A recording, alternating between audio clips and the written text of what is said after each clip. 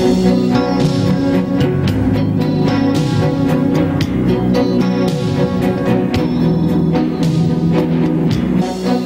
to Lawline with your host, Alan Schnorman. Mr. Schnorman is a distinguished trial attorney, author, and lecturer. Each week, Lawline will bring you the most knowledgeable experts in the field of law today.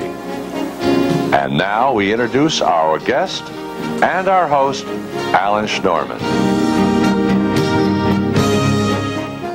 Welcome to Lawline. It has been 10 years since equitable distribution has become a law in the state. Today we'll look at its impact and see if it has made divorce more equal for women. We're also going to talk about the Child Support Standards Act legislation that has recently passed. Our guests are the Honorable Phyllis Gangle-Jacob, Acting Supreme Court Justice, New York County, and Myrna Felder. Myrna is a member of the firm of Raoul Lionel Felder and past president of the New York Women's Bar Association. Myrna specializes in matrimonial law. Hello, Judge Gangle-Jacob. Hello, Myrna. Hello. Judge, can you tell me what is the Child Support Standards Act? Well, this is a recently enacted piece of legislation that was a very long time coming in New York State.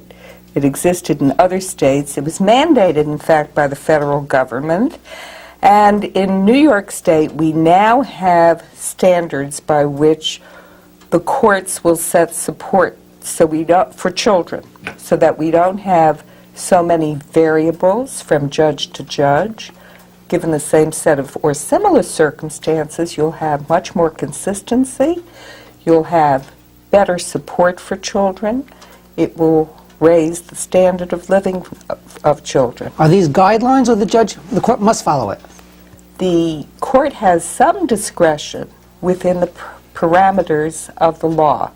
The law actually sets forth specific percentages based on the income of the non-custodial parent and the custodial parent.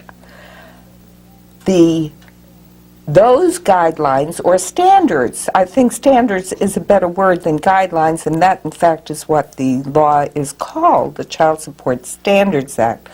Those standards are to be employed by the court unless there are special circumstances where justice would require that there be a variation.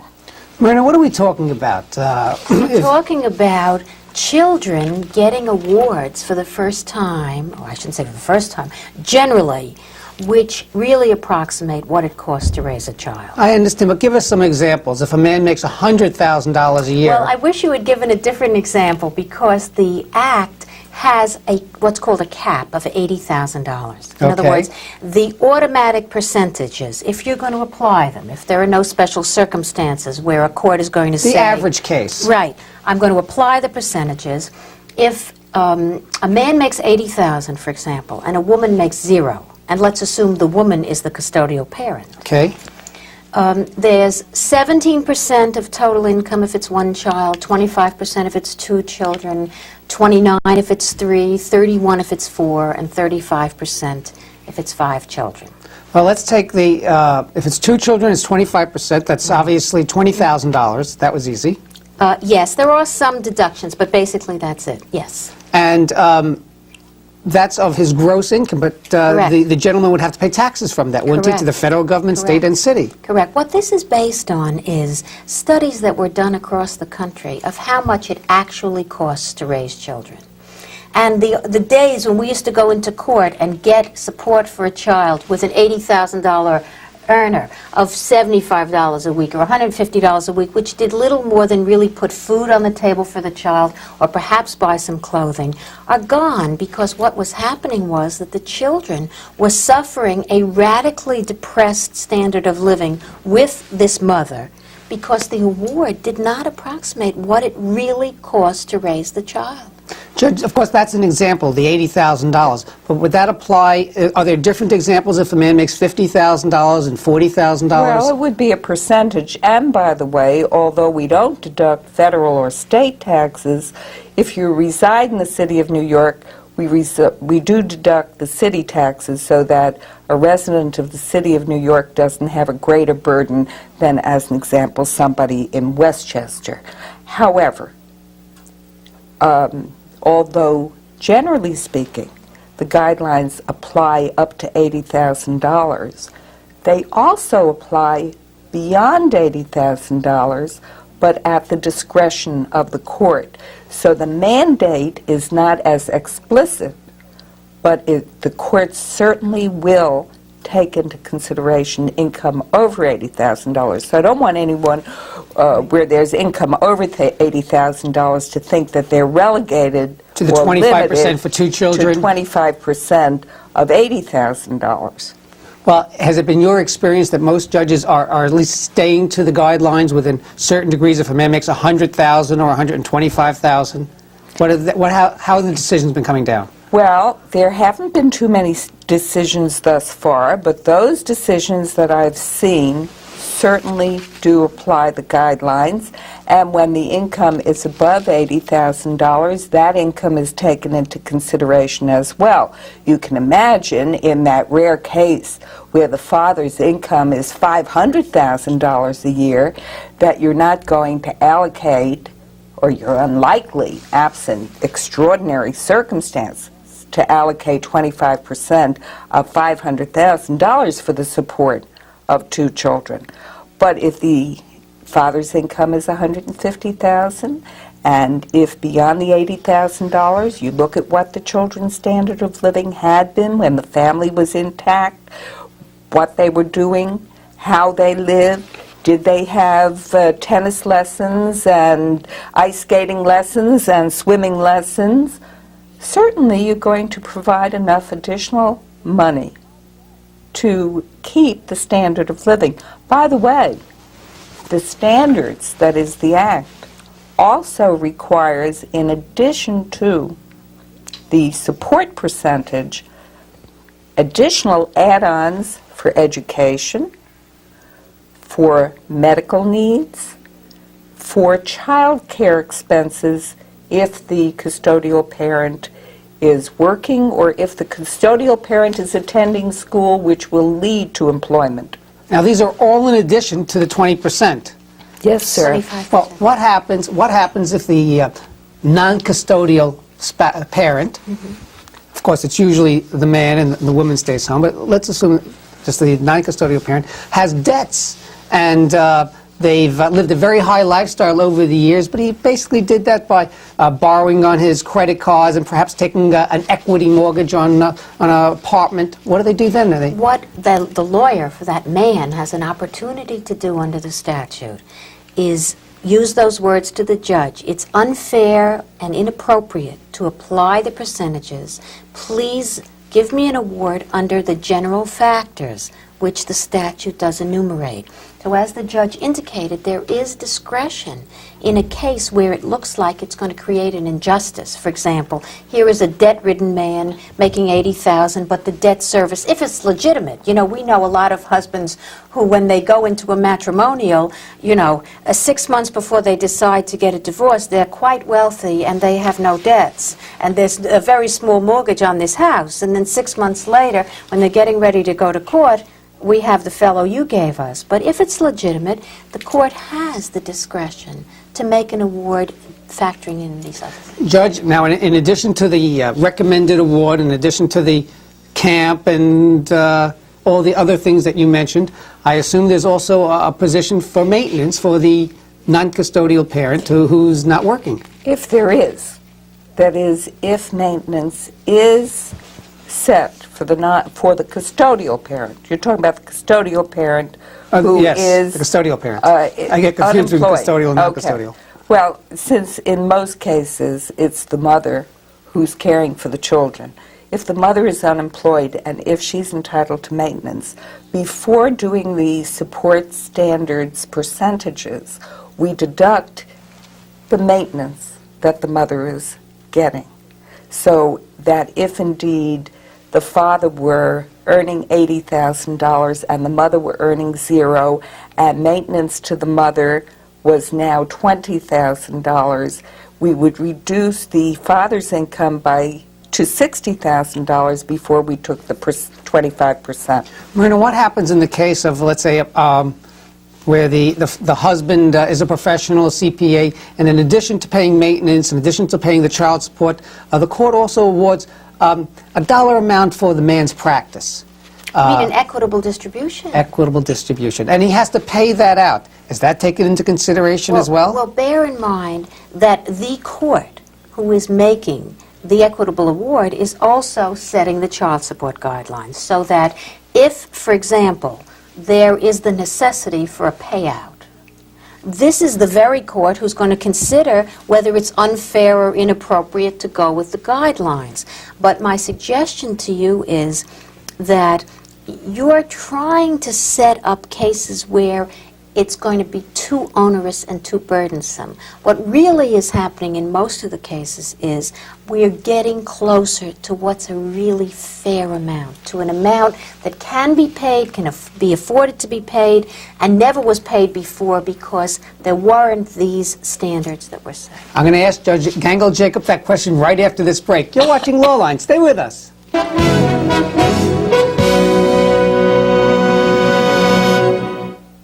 There's a reason people whisper when they tell you a rumor. It's because 9 times out of 10, it's not true. Take all the rumors about AIDS. People are saying you can catch AIDS from a mosquito bite or in swimming pools. The fact is there isn't a single case of AIDS on record caused by casual contact. It's up to you. You can believe the rumors or you can get the facts. Rumors are spreading faster than AIDS. Call your local Red Cross for the facts.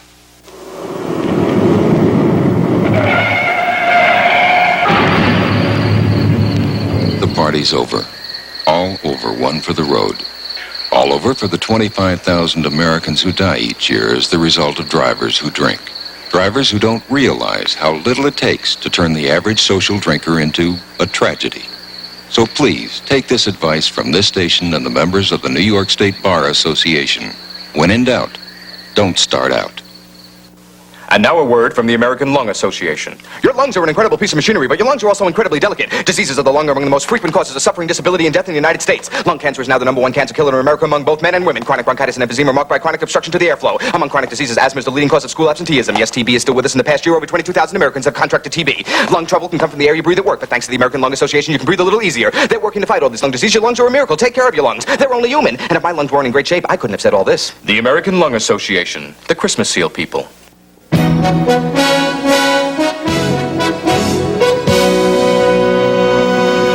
Hello, you're watching Lawline. Today's topic is matrimonial law and the recent changes in it. Today's guests are Judge Phyllis Gangle-Jacob and Myrna Felder.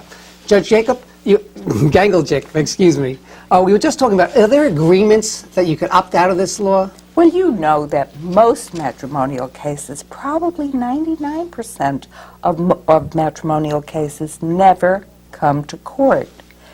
I never get to review the agreement. And of course there are agreements which take care of equitable distribution of property, maintenance, support, custody, visitation, and that's how most cases are resolved. And that's where people have to be very careful with this new law. And I'll tell you why they have to be very careful. Because many lawyers are not as yet fully acquainted with the new law. Second, the client may be getting advice about this agreement, and they accept an agreement which gives them less than they're entitled to. Now, the new law tries to avoid this. It requires that when there's an agreement, it says that an agreement may be made to waive the provisions of the law. And that's sometimes appropriate. You get other trade-offs for that. But when that happens, the client is supposed to be informed about the law and is also supposed to know not just generally about the law, but the dollar amount that that custodial parent would be receiving if they didn't opt out, and the converse, Right. Myrna. But don't you think this is one of the advantages of the law? Because when we used to try to get agreements, nobody, and the client would say to you, well, what do you think a court would give me? As we used to call it alimony, now it's maintenance, as child support. And you would say, it depends on the judge, it depends, who knows. Now you can say to a client, look, if you went to court, you would be getting X numbers of dollars as child support. Your husband says he wants to give me money for the money for the practice, etc. Instead, and he'll do this, that, and the other thing. You have an actual dollar amount you can work with. Is this law retroactive? That's a very interesting question. I've heard so much discussion on this. Now? This Actions nobody pending knows now, this for sure. definitely. Yes. Old agreements. Let's talk about old agreements.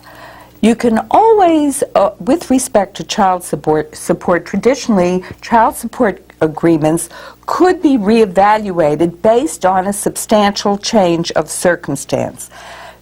Now, too, child support agreements can be reevaluated based on a substantial change of circumstance. And then the new guidelines can be, or standards could be applied. However, and must be applied once there's an opening. However, at the moment it would appear that there has to be a substantial change of circumstance. The mere change in the law is not sufficient for a review, but I understand that that's being changed, so people should be alert to other legislative changes, that there may be a legislative change which will permit a review even in those cases where there is not otherwise a substantial change. When we're talking about a review, would that be as well as an upward modification or a downward modification to go in the guidelines of the law? Do you see the problem in the statute? It's this. What happens if I did my agreement on August 15, 1989? This act became effective September 15, 1989, okay? And instead of my receiving my 25% for my two children, which would be $500 a week, I'm receiving $325. I call up my lawyer. I say, a summons is coming, honey. No. You better get your own lawyer. Yeah, you get your own negligence lawyer. No, you call up and you say, look, I understand I'm entitled to $500 a week. Can I go back to court and open this up? And it creates a tremendous problem. The statute as it reads now is very strange. It says if you can show a change of circumstance, in other words, the key to the courthouse you used to have to come back in, once you're there, the court is free to say, well, wait a minute, under the standards, this should be $500. You have to show the special circumstance. What Phyllis is indicating is that there may be further legislation passing which permits more ready review. The question is, will there be enough judges and enough parts? Well, let me take and there's another problem, and there is a problem with equity. Sometimes these agreements should be opened up. Sometimes these are hard negotiated agreements. There are many, many trade-offs that aren't apparent from the four corners Such as of the agreement. You know, it can sometimes be something more subtle than that. It's something much more subtle than that. Certain trade-offs that are never reflected in the agreement, and as to these old agreements, there will not have been the representation that the person knew about the standards, the representation that they knew how much they would get, and the representation that they opted out of them. So it's a problem. Myrna, we have to take a break now, but I'd like to have you think about equitable distribution and how it differs from community property. Let's take a break now. Easy. You're watching Law Line. Stay with us. My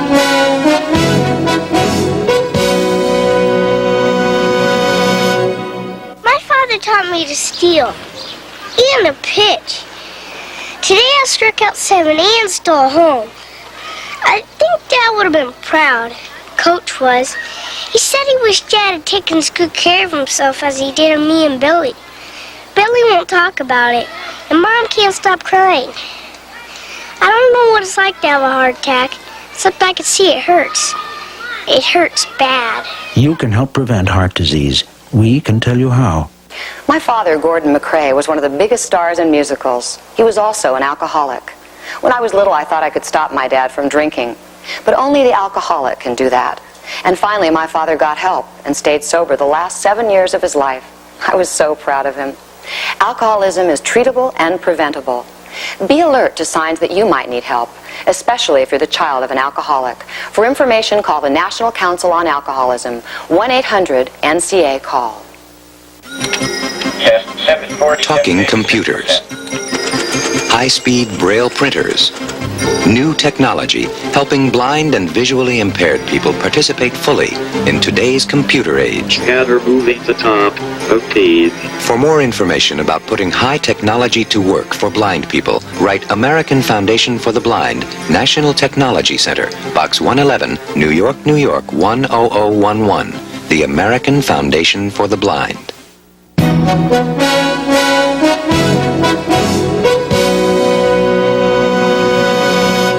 Hi, you're watching Lawline. I'm Alan Schnorman, your host. Today's topic is matrimonial law. With us, we have Judge Phyllis Gangle-Jacob and Myrna Felder. Myrna, as I asked you before the break, tell us what equitable distribution is and what community property. Which one do we have here? Okay. We have equitable distribution. What you're describing are two different ways that a court can divide property. There actually are three different ways. What we used to have in New York before we had equitable distribution in 1980, when it was changed, was title. In other words, whoever held title to the property, that's how If I accumulated the most assets, I went home with them.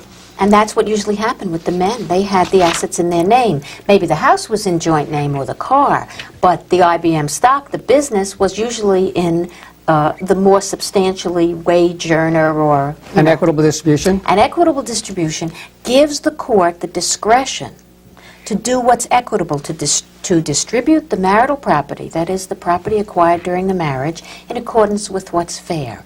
Community property, which is our California style, and some other states, is the automatic 50-50 division of the marital property. Judge, we just spoke about guidelines for support. Are there also guidelines for equitable distribution? Yes, there are. There are factors that the court takes into consideration in making a determination of equitable distribution. Now, I will say that different judges do this different ways. I like to think that in most cases, I start off with the concept that marriage is an economic partnership, and I like to think of it as a 50-50 partnership. So I start off with the feeling that these people should share that which has been accumulated during the marriage. Of course, excluded from equitable distribution is inherited property and money that you came into the marriage with. But that which was accumulated, I like to think, is going to be divided 50-50, and then I apply factors which would make me move to 60-40, 55, whatever. Judge, look, can I give you an example? Yes. What happens if I purchased a co-op years ago when I was single? And then I got married 2 or 3 years later, and since then the co-op has gone up $100,000. I paid a little money. Now, how long are you married? Now, this is just an example. Oh, okay. Let's assume that married now mythical 8 years. 8 years. Almost a long-term marriage by today's standards. Certainly a Manhattan success story. And I had the co-op for 2 years previous to that, but I purchased it with my own money. Now, does my spouse get any percentage of that increase? How much money have you spent on decorating it in the past 8 years? Well, of course, we've decorated it and we've painted it and kept it because we like a nice apartment. And who's been doing all that decorating? Let's assume that the couple did it together. And am I being cross-examined here? I thought this is my show. Who's been paying the maintenance? Well, we both worked and we always jointly paid our monies together. And was there a mortgage on the apartment? Oh, yes, of course. There was financing that was originally taken out, and that came out of our joint monies. Well, based on all of that, it's not exactly clear that you were the only one who paid for this apartment, right? Well, let's assume in the example the person paid the down payment, and as I said, it was his apartment. You know what you're verging on, of course, something that we haven't spoken about is, although what you bring into the marriage is accepted, there's an exception to that, and that is the extent to which what starts out as separate property appreciates through the efforts of either spouse, either direct or indirect. Now, of course, that was an easy example because I it's said... a more complicated example. So, do you understand? In this case, not only has it appreciated during the marriage, but in addition to that, it was paid for substantially during those 8 years by both spouses, although you may have put down the initial $20,000 deposit. I better tell my wife we're happily married if she's watching. Another example, let's take the same example, but this time make it IBM stock, which I purchased just 2 years before. I didn't add anything to it. Right. But the stock in those 7 years or 8 years that I was married also appreciated. Now you're verging on, you're a shill. He's trying to give us a distinction has arisen in the law between active assets and passive assets. When you're dealing with property that someone brings into the marriage, and you're going to try to get a part of that appreciation, how it increases in value. If it's a passive asset, like IBM, which rises just from market factors, it has nothing to do with either the person who has it or the other person. Rises and falls from market factors. That's right. In that instance, so far, our courts have said the non-titled spouse can have no part of that appreciation because nothing of the efforts of either spouse had anything to do with the increase in value. As opposed to an active asset which you decorate, paint, live in, and have But let me just say as to your shares of stock. If indeed you go to work, you have these shares, you put them in the vault, they're sitting there, nobody spends too much time or energy attending to them, fine, then they're passive. You have another job. But let's say you have a whole box full of stock, and you're doing so well in your market investments that you leave your job, and you're now devoting full time to trading shares of stock. Well, then you're in That's different. You're now in business. Judge, my viewers are always wondering about lawyers' fees. They're always concerned about attorneys' fees. Now, let's assume the... So are the attorneys. That's right. Let's assume that the husband works, he has all the money, and the wife has nothing, but the marriage is breaking up. Now, she doesn't have the money to go out and spend on a lawyer. What can she do? Well, our law is very clear that if the moneyed spouse is in a position to pay the legal fees of the non-moneyed spouse, the court will award them legal fees, what we call pendente lite, pending litigation, before anything even starts. If you need money to get a lawyer, the first application your lawyer can make is for legal fees. Marina, what if both husband and wife are both working?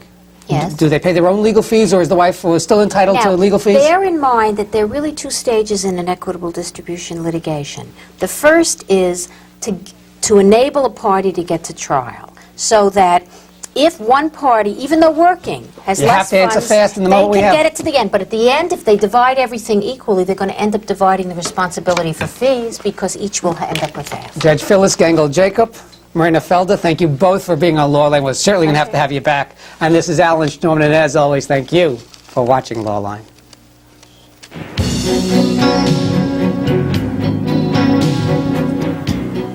You have been watching Law Line with your host, New York trial attorney, author and lecturer, Alan Schnorman. Mr. Schnorman will be back with you next week at the same time. If you have any questions or comments about this week's program, please write to Law Line, 27th floor, 63 Wall Street, New York, New York, 10005.